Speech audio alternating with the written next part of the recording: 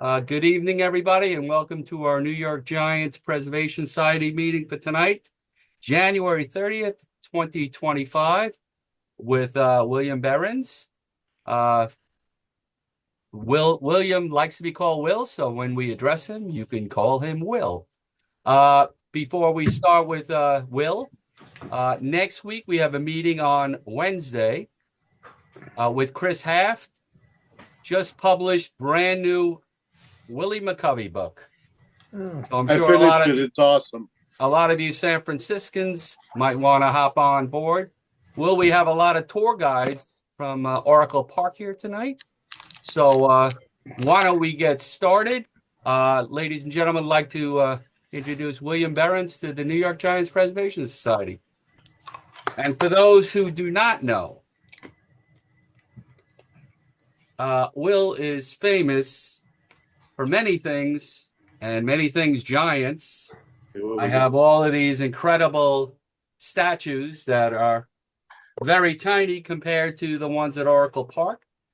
Will also made a lot of other ones around the country, including here in New York with Tom Seaver, Jackie Robinson, and Pee Wee Reese, and also in Cooperstown, a Hank Aaron statue, and there's a Tony Gwynn statue, among others, all around the sports venue. So, Will, welcome to the New York Giants Preservation Society. Thank you so much for joining us. Thank you, Gary. Good to be here. You've already done my whole resume, so I have my presentations right there. Uh, if I may, I'm going to start some images here. Sure. Let me give you the screen. Yep. Does that work, or do I have to actually give it to you? Let's see. Let's see. We got it. We got it. I think we got it.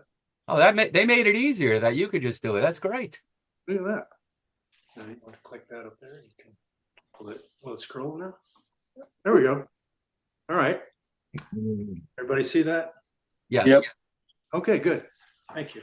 I had a hard time putting something together here because I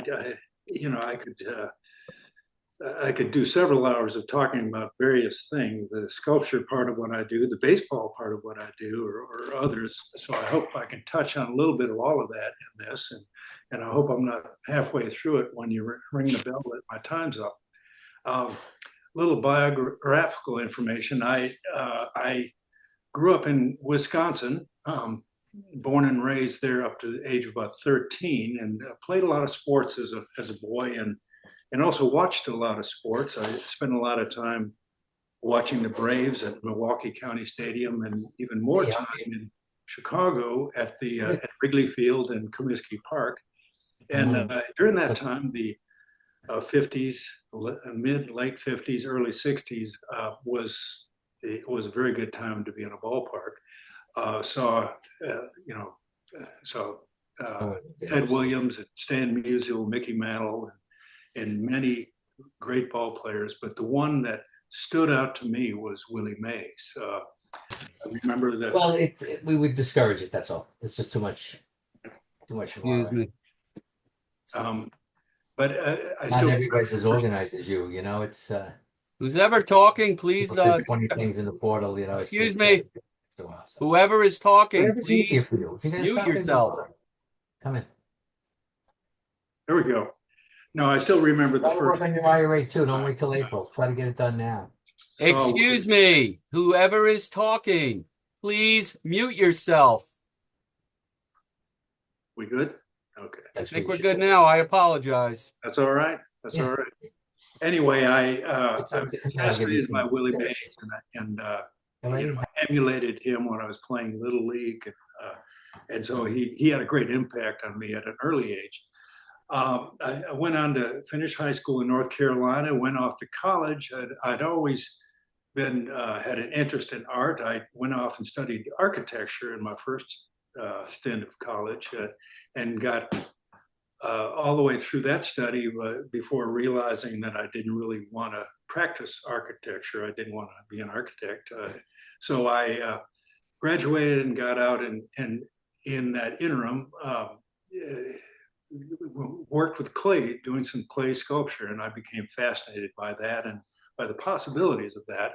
So I went back to college, this time at North Carolina, University of North Carolina at Chapel Hill, and studied fine arts and sculpture, and finished there. And then a couple of years after I was out, after a little business venture, a couple of years out of school, I started doing sculpture full time. This was in 1973. So I'm in my 52nd year of doing this for a living. So amazingly. The first really half of my career, the first 25 years or so, the bulk of my work was in portraits, portrait sculpture, like you see on the screen. I loved doing that, and I still do. I still do it. Doing a couple right now because of the potential just of a portrait sculpture. You can communicate so much in a sculpture. And I was also fascinated by the mediums, by the materials, bronze and terracotta and marble. So as I said, I did that for about 25 years, primarily. Another thing I always loved about portrait sculpture is it's a character study, and I got to study people. What you see here is the sculpture I did of Henry Ford II for the Renaissance Center in Detroit. And I got to talk to his family and read everything, every book written about him and everything, and really study him and get into him. And as I said, that was a very rewarding part of that type of work. This is one of 3 marble sculptures I have in the U.S. Capitol building in Washington. This is of Dick Cheney. A portrait sculpture to me is more than just a bust or a head. It can be a full figure or even a baseball figure. And to me, they're all character studies. They're all opportunities to tell something about that person. This is the sculpture I made for the Buck O'Neill for the Baseball Hall of Fame. It's a little bit over life size. They actually use a maquette, a small model of this sculpture, as the Buck O'Neill Award, which the Hall of Fame gives away. It gives every 3 years to it's the Buck O'Neill Award for Lifetime Achievement in Baseball. So they do that every 3 years. In 1997, I did a sculpture. Really, my first sports sculpture was of Ben Hogan, which is at the baseball or the Georgia Golf Hall of Fame in Augusta, Georgia. And about a year after that, I got a letter in in October of '98. I got a letter in the mail. Didn't expect it. It was from Doris McGowan. And she was the mother of Peter McGowan. She introduced herself in the letter and said that her son Peter was building a ballpark for San Francisco for the Giants, and that he wanted to make a sculpture of Willie Mays to go out for the ballpark. It's funny, I was reading this letter saying, is this real? This is amazing. Totally unexpected. She went on to say in the letter that she was a good friend of Valerie Hogan, Ben Hogan's then widow. And Ben and Valerie really loved the sculpture I did of him. And so she asked if I would be interested in this Willie Mays sculpture, and if so, to contact her son at his office at Candlestick, which I did. And we had a very nice phone conversation, set an appointment for 2 weeks hence to come out and talk with him about it. As I said, I've been doing commission sculptures for over 50 years, and I found that it's, when it comes to commissioning a sculpture, you're really buying a sculpture sight unseen. And so there's a little bit of a gap of vision or perception there potentially. a person commissioning a sculpture has, whether they really think about it much or not, they have an idea, a visual picture of what they want or what they expect to get. And the creator has the same thing, has a vision. Now, whether those two visions match up or are even compatible is a question. And so early on, I started, in the case of big sculptures, to making a clay sketch. And this provides something, one point of an object of discussion. So everybody is talking about and focusing on the same image. And so in preparation for my meeting with Peter, I made two such sketches. This is the first of them. And I was really challenged because, of course, as we know, Willie Mays was the ultimate five-tool player. He did everything on the ball field well. How do you represent everything that Willie was as a player in one image? It was almost impossible. This one really, it focuses on his athleticism, but I thought there was something more. So I made a second one, and this is the one that we actually chose. And in talking about it, in this meeting with Peter it was a wonderful meeting. We after about 20 minutes or so, Larry Baer joined us, and the three of us were like three kids for the next hour or so in our excitement about this and what it potentially could be. And one of the things we talked about was that, sort of the case I made to them was that a sculpture is a 360-degree medium, and especially this one. The intention was that it would stand at the corner of 3rd and King there at Willie Mays Plaza, and people would be all around it. And so it had to be interesting from all sides. There's no A and B side of it. It should have something of interest no matter where you were standing. And so we came up with this, and this to me is a sort of a synthesis of some of the things Willie did well on the ball field. This is that instant between him hitting the ball and watching its flight and also moving toward first base. And so it's off balance, it's cantilevered, it implies motion down the first base line. And so that's what we were going for at this. We were going for that implied action that was so much a part of Willie's game. So we went ahead and did that. That was, as I said, November '98, and throughout '99, I worked on it, and also was in San Francisco and Scottsdale a good bit, meeting with Willie and looking at the site, and we spent several times together. The first time I met Willie was spring training of '99. Peter and I went out to Scottsdale and spent some days out there, and I went into the clubhouse in Scottsdale, and there was Willie at the table holding court with players around talking, but he was talking with Roger Angel, the writer, who I think was interviewing him for a piece he was writing. But I sat and listened to them for a good while, and it was fascinating because Roger Angel was obviously a student of the game, and he was asking Willie, questions about particular plays in particular years and times, and it was just a fascinating conversation. They talked about, of course, the '54 World Series, but a lot of other things. So I got to be a fly on the wall and listen to that for a while, which was, again, fascinating.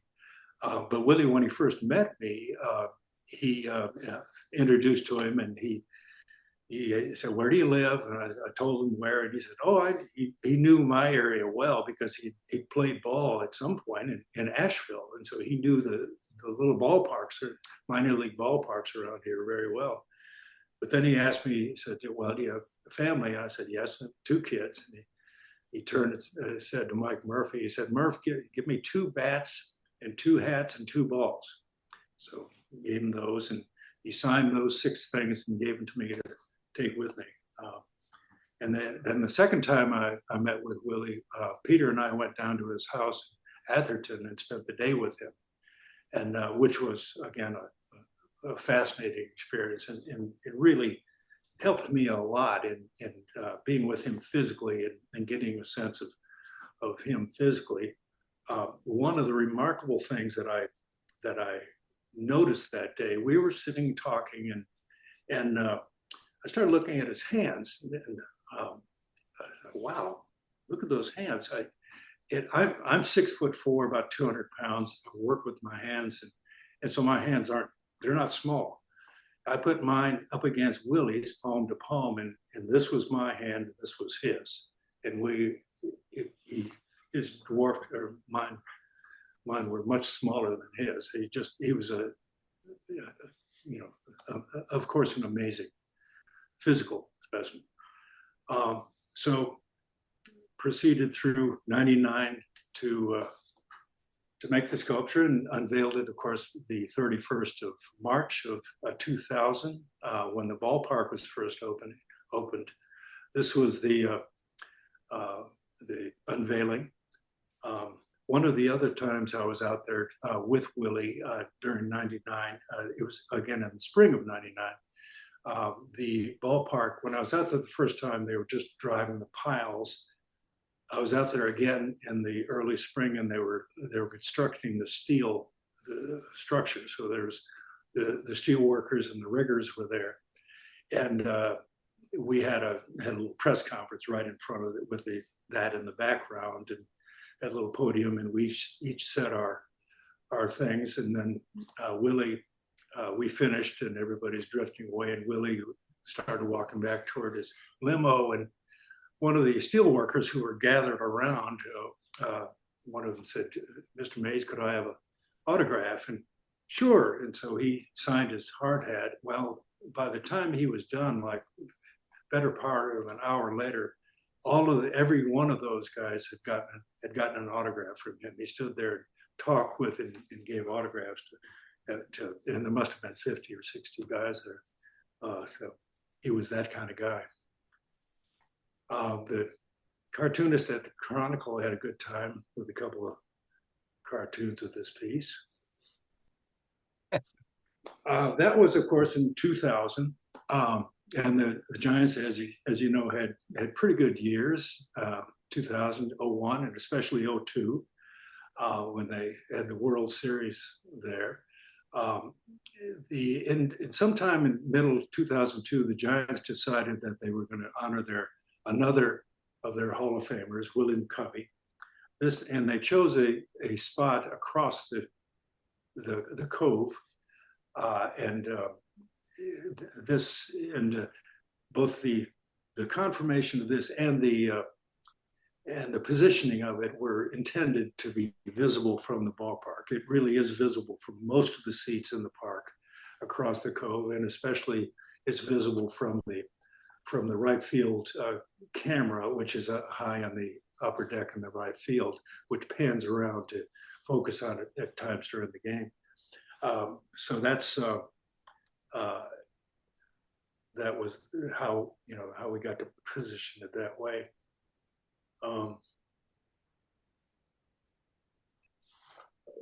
Then about 2 years later, I got another call from Peter, and Peter and I talked often about various things. We would talk about books or whatever. We really got from 98 until his death. We communicated often. Just a wonderful man. But I got a call about 2 years after that, about 05. And Peter told me that the front office, after a long discussion, they decided that they were going to have me do 2 more of their Hall of Famers, do Marichal and Cepeda. Marichal coming first. On both of those, Peter had specific ideas about what he wanted the sculptures to look like. With Marichal, he definitely wanted that high kick. I was less enthusiastic than him, but that's what he wanted, and that's what we did. And with the Cepeda, he didn't. He wanted to show another type of sculpture for Cepeda. He wanted not in action, but more of a personality piece, more something about him as the person he was. And also he wanted it in a road jersey, not the home jersey. So that's the second one I did of those two. As I mentioned before, I start with a maquette, and these maquettes are usually about 15, 16 inches tall, and they're my way of sketching. This is a clay sketch I did of a sculpture I never enlarged of Sandy Koufax, but this is where they all start. I do some sketching on paper, but mostly I think my thoughts out in clay, and so I wanted to sort of get into showing how the sausage is made here a little bit. So the next few images are going to be of sculpture being enlarged and as I do them. Again, the first iteration, the first model is about 60 inches tall, and then I enlarge that to when it's going to be a 9 or 10 foot finished piece. The second one I enlarged to about half that size, about 4 feet tall, which you see in the middle here. This is the Gaylord Perry sculpture. That's my interim clay model, which I pointed up from my first initial maquette. And the device I use for that is, I don't know if you can see it here, but on the left, there's that tripod and then that horizontal bar with 2 pointers, which are interlocked. And it's basically a pantograph, a 3-dimensional pantograph. This is old technology. This is a type of device that's been used for literally hundreds of years in sculpture. However, not so much anymore. I'm probably the only sculptor, I'm the only one I know of who still uses one of these things. Really, digital technology has taken over this type of work, this enlarging work now with virtually everybody in this business.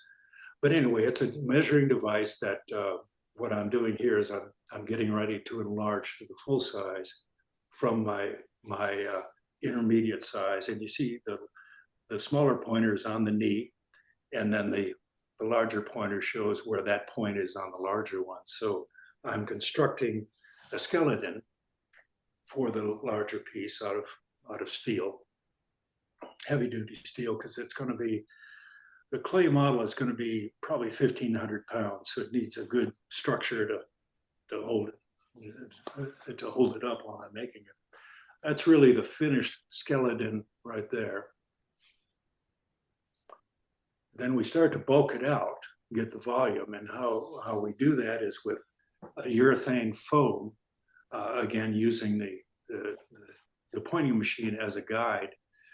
This is bulked out to within what would be a little less than an inch of the finished surface.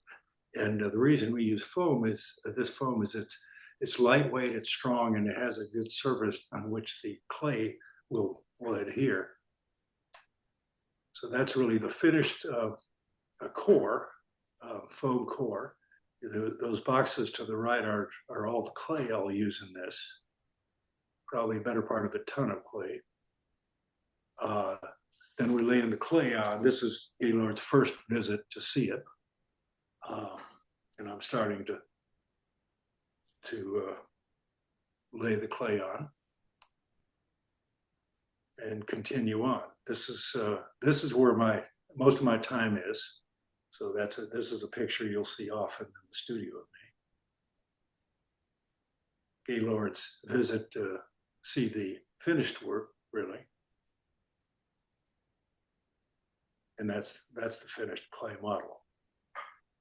Now this is really the end of my creative process, and everything after here is a casting process. The Giants sent a small crew out from San Francisco, SFG Productions, to do a little feature on us, which is what was happening this day.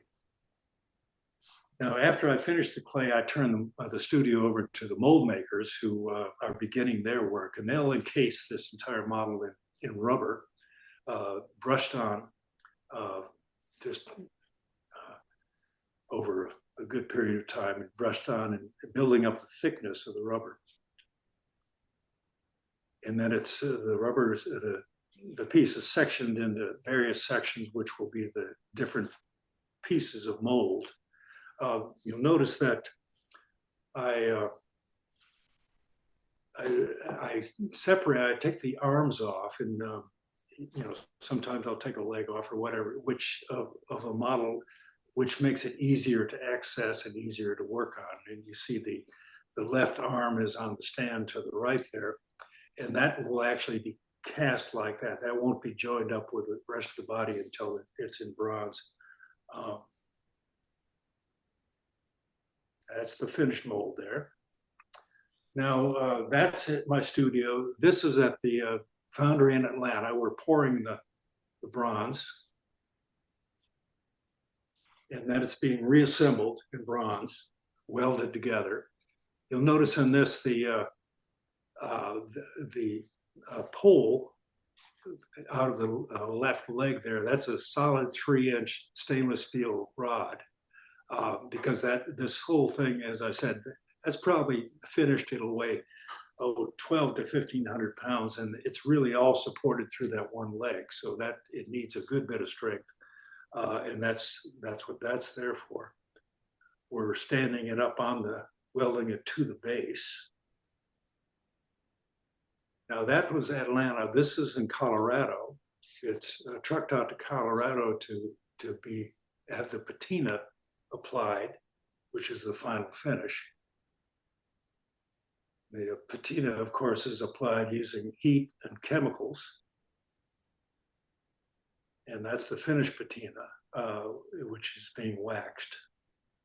And you see the base the base was made and molded separately, and it's attached on in bronze. And then it's back on the trailer to travel to San Francisco. So this piece made a couple of stops across the country. Craned in place. The base that we're about to set it on here, that's a Sierra white granite on all of these pieces. In fact, all my baseball pieces, I also designed the bases for them. And so that I design them, do working drawings, and they're cut in stone and installed before the sculpture arrives there. This is probably the day before the unveiling, if 2 days before at most. So at the last minute, this is the last thing that goes in place. And there's the unveiling. So see some of our friends here in the audience. Unfortunately, Willie is right off the frame there.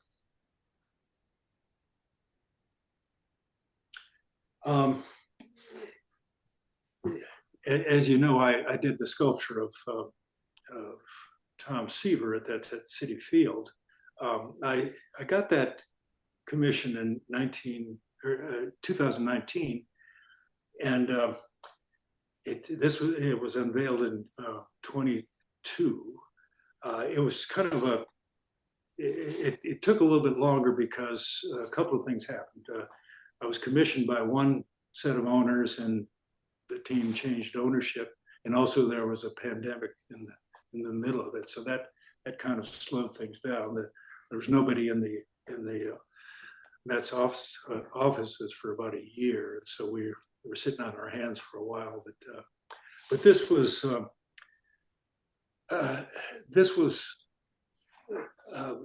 they already had a location in front of the ballpark that they wanted this.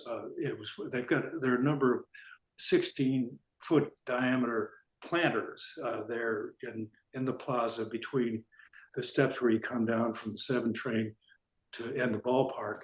They wanted to take one of those planters and make that the base, which we did. And this ended up being those other sculptures were Willie Mays is about 1.65 life size. The others are about 1.5 or 1.55 life size. This is 2 times life size. And that was really determined by me. The scale of a sculpture like this really is determined by where it's going. And that plaza in front of Citi Field is so big that something any smaller would have felt shrunken. So although we started out talking about a 1.5 life size, I really convinced them to go up to a two times life size, even though it made more work for me. I just thought it needed that much presence. So so this was a good bit bigger than those 5 in San Francisco.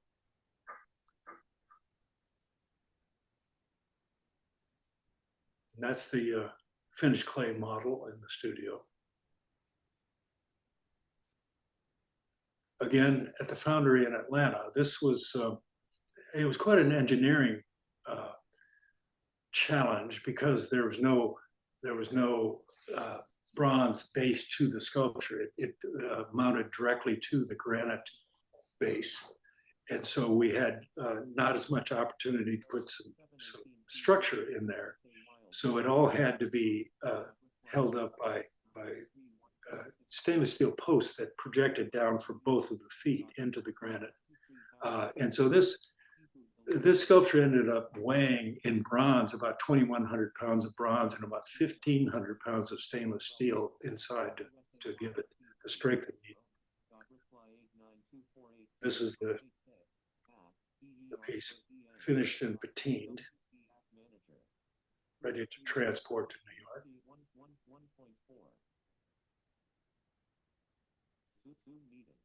And that's April 15th, 2022. Curiously enough, they had the unveiling on Jackie Robinson Day. So before the game they celebrated number 41, and during the game they celebrated number 42. So a lot going on at Citi Field that day. And speaking of number 42, this is the sculpture I did in 2005 for Keyspan Park. I think it's changed its name, but Keyspan Park at the time, of Jackie Robinson and Pee Wee Reese. And I think Gary mentioned I've done a couple of sculptures that are at Petco Park in San Diego. This is the first of those in 2007. This is Tony Gwynn.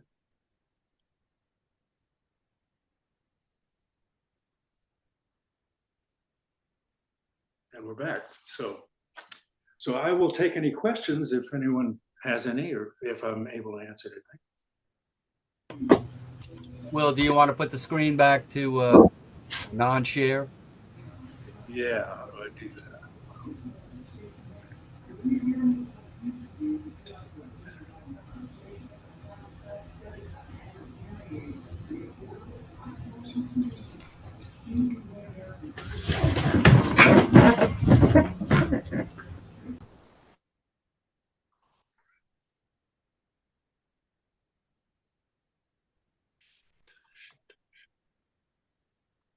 Maybe this will do it. There we go. Will, I got to tell you, I am so thrilled I was able to track you down because this was unbelievable. Thank you for making me feel bad about myself because I can't even draw a stick man, and you're doing this. But I want to just make a couple of comments and ask you a few questions. First of all of these players are going to live on forever. And you have to know that your work now is going to live on forever with your grandchildren and your children. How does that make you feel? I mean, look, you got a long way to go, but I'm just saying this is unbelievable that what you've accomplished and hopefully what more you will accomplish. Well, I certainly recognize that. I feel the same thing. I pinch myself at how lucky I am to be doing something that I enjoy as much as I do, and then to have the opportunity to meet and get to portray in a permanent way these people who are my heroes. Willie Mays. It doesn't get better than that. I'm very, very lucky.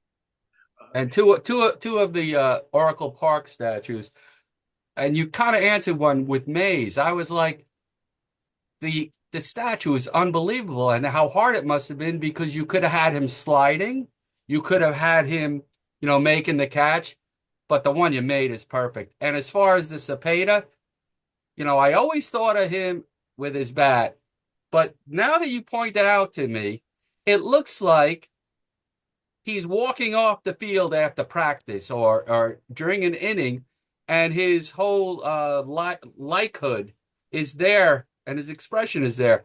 And now I have a totally different view of this. Yeah. Well, thank you. And that was Peter's vision. That was Peter's idea. He was very, of course, as you know, very fond of Cepeda, and that's the way. Why San Francisco on it? Pardon me?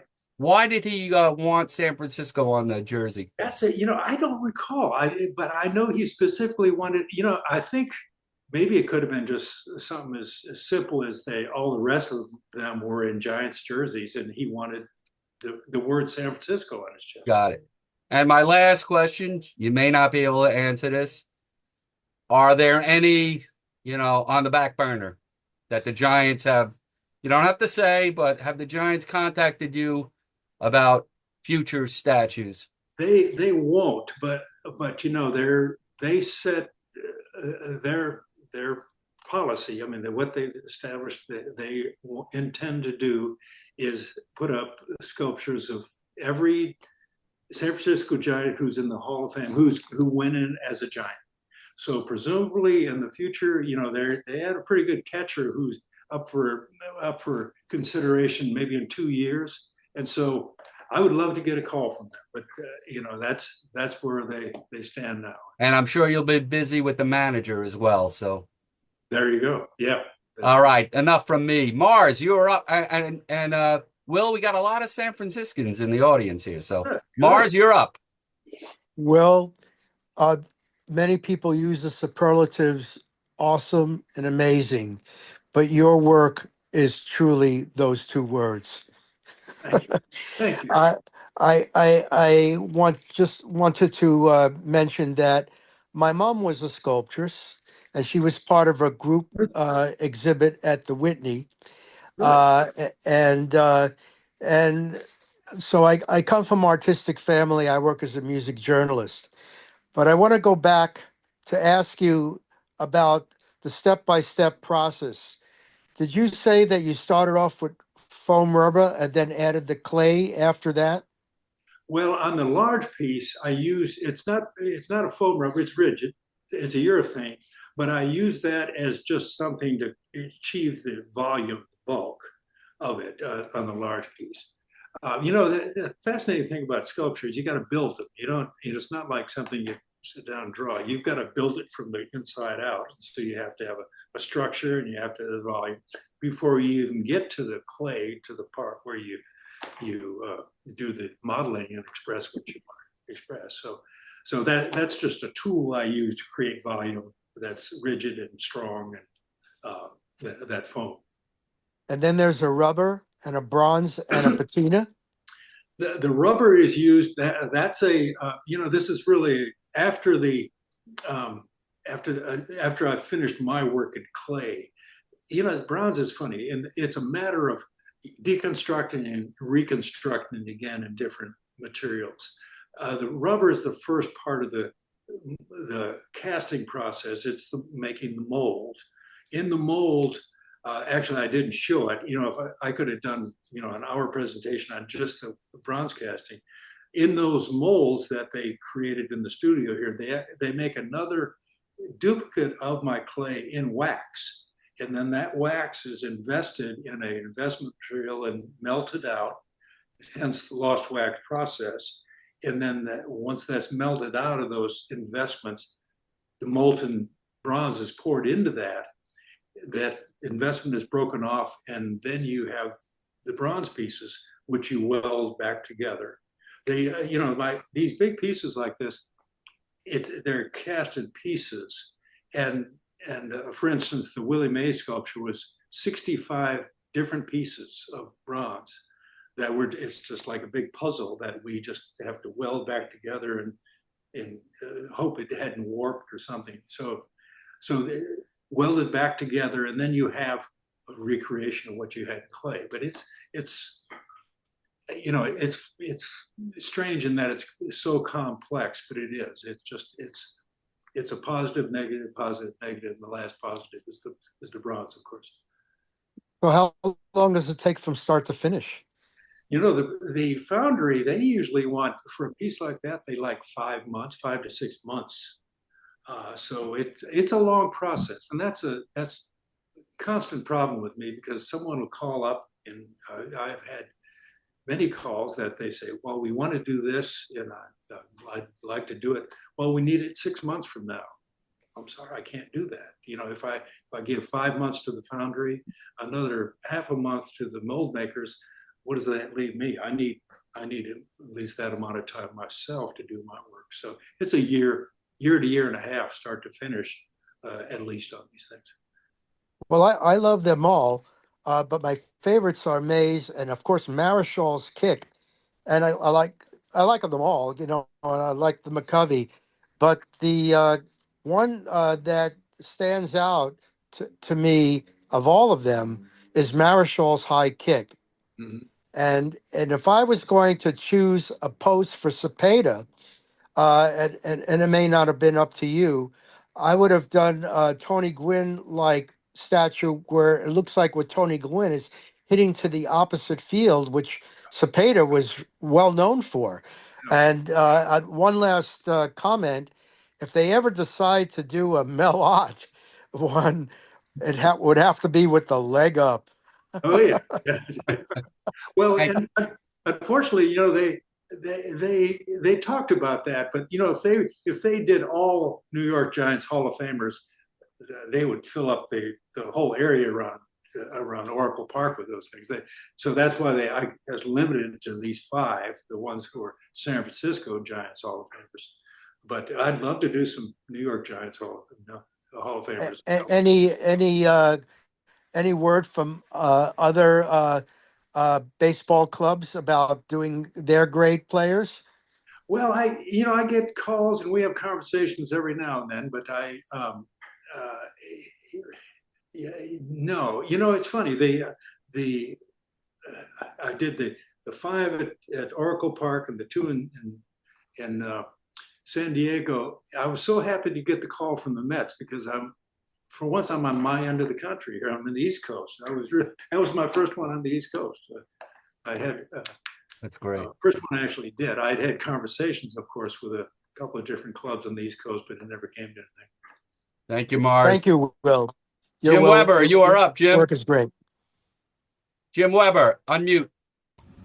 Will, I have to say one word: absolutely breathtaking. I mean, you can just stare at your work, and you don't capture all of it. I have to ask 2 questions. One is, what do you do with the models that you work from? You started off with, when you went to see McGowan, you had a couple of different positions for Mr. Mays, and then what do you do with all of that work? You destroy it, or what? You know, they usually end up getting destroyed. The intermediate scale, I don't keep any of those. There's just not room for them. The small maquettes, I try to keep those.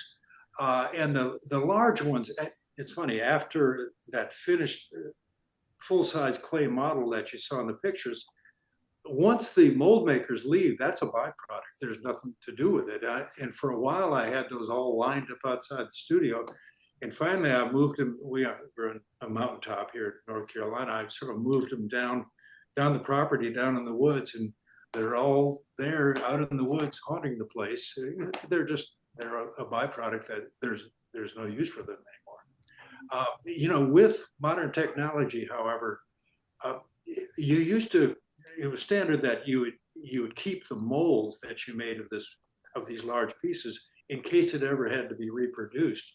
Well, we don't have to do that anymore. With digital technology, what I do now is I have the finished full-size sculpture digitally scanned. And so I have a digital file of that, and I can recreate that in any scale I want. And that's very useful in some, like for instance, if a ball club has a large sculpture and wants to have it made in 3-inch hide as a giveaway, they can have that done easily without it having to be re-sculpted. So that's, you know, so generally there's not much left of the process except that. Will, whose work do you fancy the most? Is there more than one sculptor? You know, not many living sculptors. You know, first of all, I don't really watch the sculpture world much. I just sort of do my thing and keep my head down here, and so I don't really, you know, historic sculptors. There's a number of them, but living ones, I just don't watch it that much. Thank you very much. This was a true treat for me. Thank you. Mr. Jim, you are up. Thanks, Gary. Yeah, I just want to follow up on a question that Gary started. Because the posing of the Mays statue is interesting to me. I'm sure you had to consider the 54 catch as a possibility. Maybe a basket catch is a possibility. Gary talked about sliding. But how many small models did you make of different poses? Or had you settled on the swing before you made models? I made those two that I showed, those two maquettes of just as this was my first meeting with Peter and Larry. And so I just for something to talk about. And so I went with those two. And you know, early on in that meeting, they talked about that 54 catch. And it was their idea that, you know, that's sort of a no-brainer. That's the image that people think of Willie Mays. But they didn't want to do that because it was in a New York giant. Yeah. Okay. They wanted to focus on San Francisco giants, so that's why they, that's why they said they sort of passed by that and looked for another image. Did Willie have any input into the selection? Not that I'm aware of. That press conference we had at the ballpark in construction, that we unveiled the image. That's the first time he saw that model then. And he was thrilled with it. But as far as that initial stage, it was, they had pretty much decided they wanted that. And I don't know if they had a conversation and sought his opinion about it. It wouldn't be surprised me if they did. So. Okay, one other quick area. I'm in Western New York, not far from Jamestown, and I visited there last year, and there was a statue there they call Scary Lucy. It was Lucille Ball, and the sculptor missed pretty bad. You had any fails or anything that you? No, I don't. A do-over was necessary? I've seen a picture of that. Yeah, it's bad. I've seen it. I've seen that statue, both statues. Yeah. Well, it's funny. It's a funny business. There are a lot of sculptures that are, people will commission something or want a sculpture thing. Well, here's a photo or here's this image or something. Let's do that. But there's a lot more to it than that. It's a lot more complex to do a successful sculpture and a successful sculpture placement than just taking. Yeah. Thanks, Will. Really enjoyed it. Let you get to the other questioner. Thank you, Jim. Ed, you're up. Ed, unmute. Just a simple question, but I mentioned to our group about a couple months ago that in Chicago, they have the statues around the stadium. But when I used to get off the train there to go down to the ballpark, you would see right field of Wrigley Field. And there would be and then they've torn that out and put a sports book. Now, aesthetically speaking, the statues were moved. Do you have any opinion on when they reorganize things like that? Have you ever heard of it? Well, I don't really. I'm not that familiar with it. Generally, I'm not. I wouldn't favor that much. I think sculptures have an important part in. I feel like I'm talking to Michelangelo. Yeah. Well, these old ballparks, they have a problem. I did actually had some interaction with the Boston club, and they have the same problem. Is that the new ballparks they have outside space to locate these things. But with Fenway and with Wrigley Field, there's a problem of you're crowded for space, and a sculpture needs space. So. Yeah, I just think the sculpture will last longer than the sports book. Yeah. Well, maybe it doesn't draw enough revenue. So I don't know. Thank you, Thank Ed. you. Thank you very much. Harvey Weinberg. Will, that was fascinating. I have one quick comment. Obviously, your reverence for Willie Mays comes through your presentation, and we all agree with that.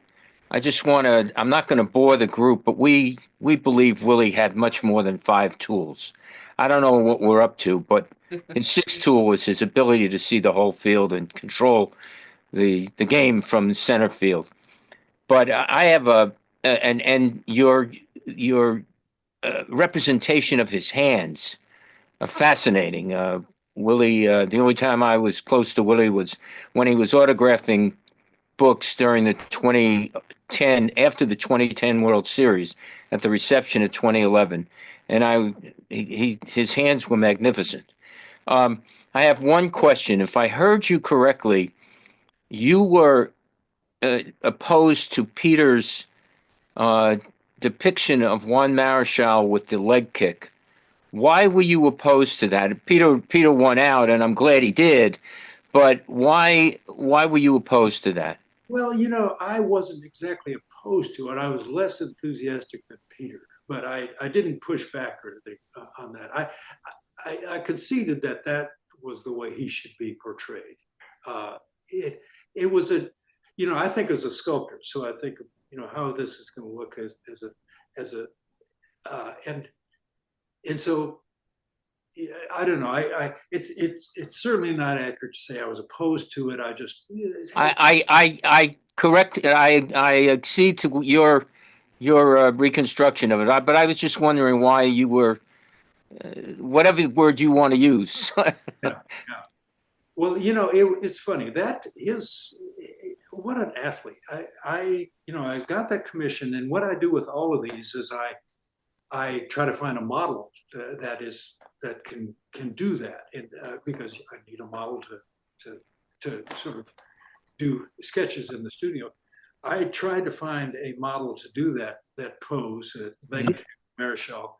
I finally found a yoga instructor, and he couldn't do it, and he couldn't even do what Marichal did. So I gained a lot of respect for Juan Marichal after that. Thank you very much, Will. Thank you for joining us. Sure. Thank you. Renee, you're up. Will, thank you for being our guest. This is great to see, and the inner makings of you doing these statues. Loved all your statues, and all I have is a comment. Thank you for doing 2 of my favorite players. A lot of them are my favorite players that you showed off, but Willie Mays and Tom Seaver. Thank you so much. Well, you're welcome. It was an honor to do both of those, gentlemen. Thank you again. Russ, you are up. Russ B. Yep. Well, thanks, Will. I'm a tour guide at Oracle, and so see those statues pretty much every day. And I'm proposing a new tour that would encompass our statues and our retired numbers people.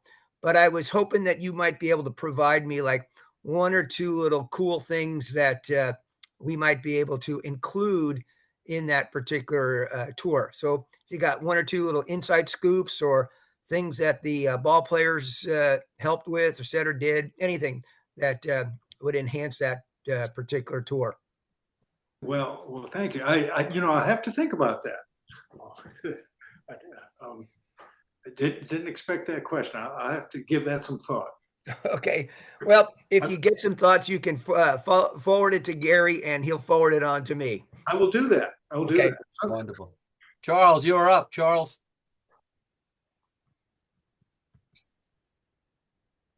Charles, there you go. Yeah, okay, I'm here. Will, I want to thank you for joining us. My favorite, I know Mays is everybody's favorite. My favorite is McCovey, one, because I got to see him play, although it was at the end of his career. The other thing I want to do is I wanted to thank you so much because I think maybe 3 or 4 years ago, I sent off a postcard that had the statue's there to you, and you signed it and sent it back to me. And I wanted to thank you for doing that for me. That was you. Yes, you're welcome. That was me. Thanks, Charles. Mr. Met, Greg Prince.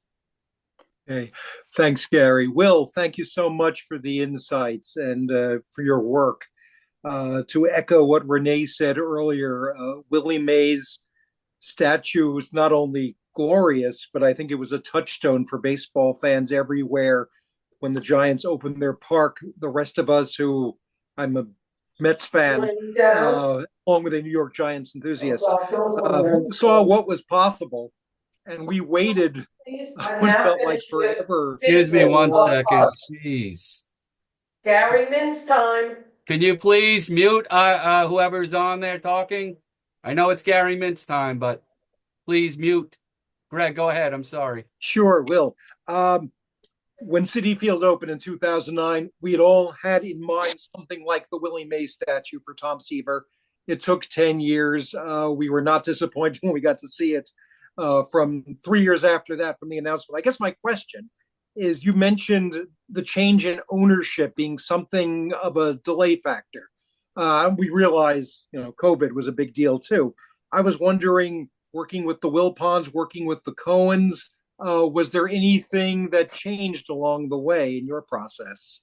There really wasn't, and I don't think it'd be accurate to say that slowed the process down. It was really COVID that did it, because they just shut down. Everybody shut down, and so it was, that happened right at a time when I was just getting started, and there was almost a year when I was sort of working along, if the ownership changing, and I'm wondering, well, I had a contract with one. I don't know if they're going to transfer it over, but there wasn't much of a change.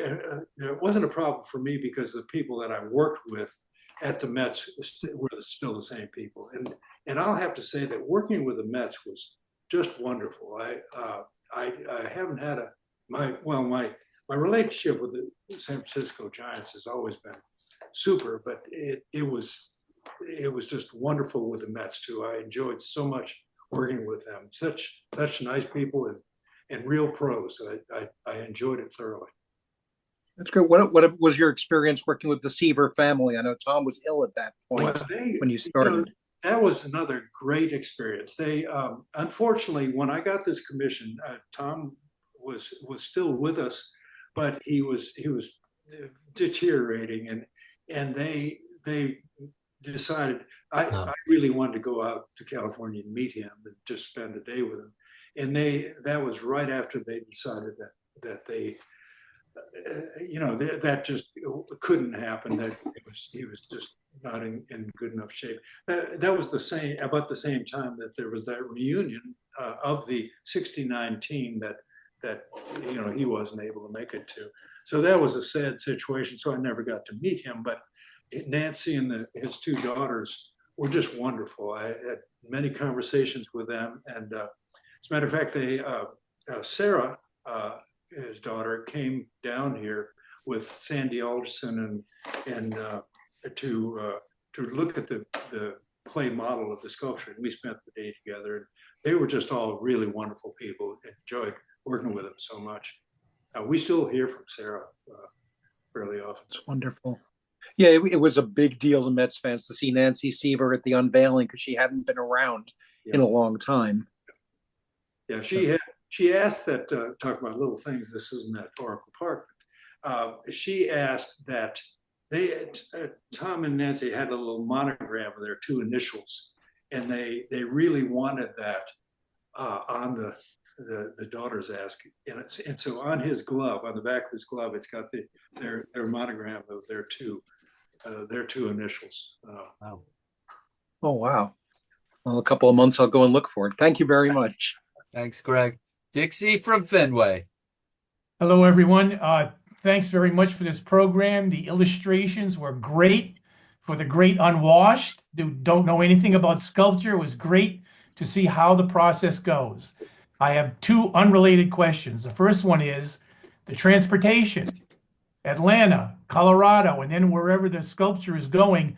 Do you have a specific company that does this for you, and how worried are you during the process? Well, I don't worry as much because I do it. I'm the only one I trust with that. So it's become a thing with my family and friends. They love accompanying me on these trips. Ever since the Willie Mays that I hauled across the country myself, I do this. I pull it behind a vehicle, and it's an adventure for me. So I deliver these myself. Even the Tom Seaver one, which became a real challenge, hauling that thing across from the George Washington Bridge across Manhattan. Everything was an adventure. And my second question is, when you were 15 or 20 years old, did you envision this as a career? I didn't. No, I didn't. It's funny. I went to a small high school, and we just didn't have had no idea this would be a career.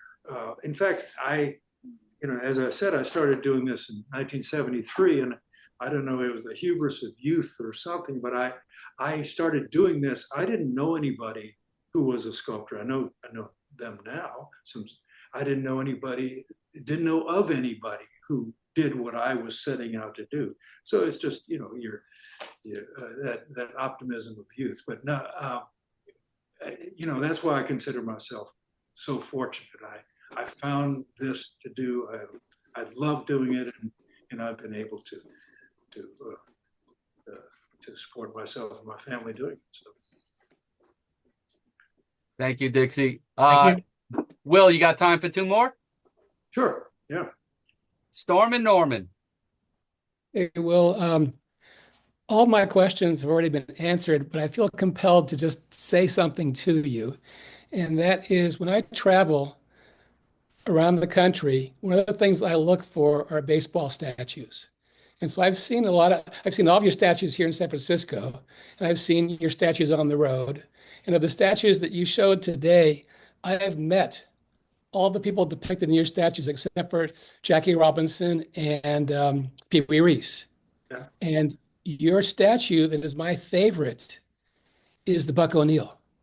Oh, because your Buck O'Neill statue, I feel the warmth of his personality in your statue and his humble nature at the same time. And I just want to thank you for that, because I just absolutely love that statue. Thank you. Thank you. That, I showed that when I was talking about everything, that the potential of portraiture. And I never, I got the call on that just within a couple of years after he passed away. So I never met him, but I studied him enough.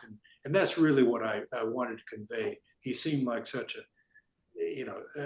exactly as you described, a warm man. And so I tried to portray that. So I'm glad you see it. And dignity too. Yes, thank you. Thank you, Norm. Paul, take us home. Yeah, Will, that was just fascinating. I just had one as a comment and one as a question. My comment, having studied Abraham Lincoln for most of my life, that Auguste Saint-Gaudens and Daniel Chester French would be very proud of the work that you've done in baseball. And that's one. And then my comment is, do you have an idea of putting your work with a process that goes on in a book of the statues that you've created, which I think would be wonderful. To the former question, I'm glad you mentioned those two names, because I was asked earlier if there's sculptors that I admire. Those are the two big ones, American sculptors. St. Gaudens and Daniel Chester French. To be mentioned anywhere close to those two is a real honor. And I've thought about book ideas over the years, and that's one that I've thought about. And the other that we've talked about is something called sittings. Just my experience with the people that I have an opportunity to sit down with, like my experiences with Willie. So who knows? Maybe that'll become a project. Would be a great idea. Thank you so much, Will. Will, we cannot thank you enough. I want to make two comments here. One is, the Giants have this wall of fame, You have made so many people in San Francisco happy. You need to be on that wall of fame. And I'm dead serious. Thank you. And another thing is, it must be just a great feeling if you're ever around a ballpark. Hey, I'll meet you at the Seaver statue. Hey, I'll meet you at the Mays statue. And that's just got to be an unreal feeling. It really does. Yeah. Well, it is. You know, and in closing, I have to say I thank Peter McGowan. You know, I don't know for sure, but I'm pretty sure he was the guy who really made the decision for me to do this first one and then the second one. And Peter was such a wonderful man. And, you know, at one point I was out there and he wanted to talk with me, and we were doing the arrangement of Willie Mays Plaza. And at first the sculpture was envisioned to be closer to the gate. But then we got out there and started talking about it. And that's how that ball and the baseball in the pavement and the sculpture location with those 24 palm trees behind it, that's how that happened. And his vision was that people would meet there. That would be a crossroads or a meeting place for. That's great. Why don't we all give it up for Will? Yay. Thank you, Will. Thanks again. And Will, we'll undoubtedly see your work in a few years. We're looking forward to it. And you'll come back, I hope, and talk about I will. Statues that are going to be erected. But just an unbelievable presentation tonight. We all thank you for your time so much. Thanks, Gary. Guys, I'm going to shut this down if anybody wants to hang around and talk baseball. Otherwise, we'll see each other next Wednesday when Chris Half talks about Willie McCovey. Have a good night, everybody. Thank you. Next Wednesday, Thank you, Gary. 7 Eastern time.